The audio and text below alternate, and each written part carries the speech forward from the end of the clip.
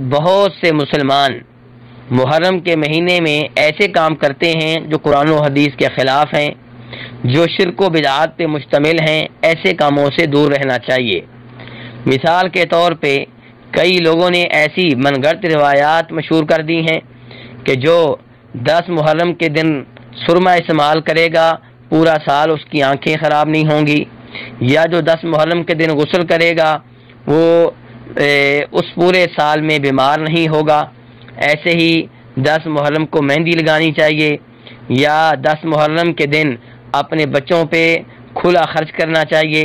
اگر آپ اپنے بچوں پہ 10 محرم کے دن کھلا خرچ کریں گے تو اللہ تبارک و تعالیٰ سارا سال آپ کو اچھی طرح رزق دیتے رہیں گے۔ تو یہ ساری روایات من گھڑت ہیں، ناقابل اعتبار ہیں، ناقابل اعتماد ہیں، ان کی کوئی حیثیت نہیں ہے۔ ایسے ہی 10 محرم کے دن خصوصی طور پہ قبرستان جانا، یہ بھی قرآن و حدیث سے ثابت نہیں ہے، یہ بھی بدعات میں سے ایک بدعت ہے۔ دوسری جانب کئی لوگ 10 محرم کے دن کو ماتم کے طور پہ مناتے ہیں۔ اس دن ماتم کرتے ہیں اور نوحے پڑھتے ہیں اور اپنے رخساروں کو پیٹتے ہیں، اپنے بال نوچتے ہیں۔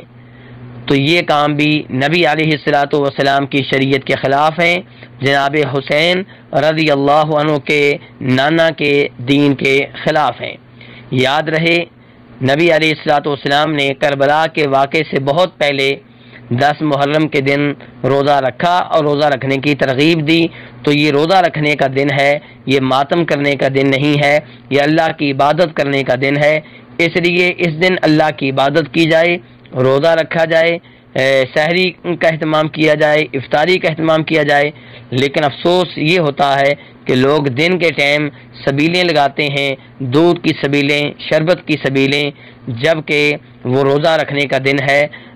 یہ بندوبست افطاری کے ٹائم ہونا چاہیے۔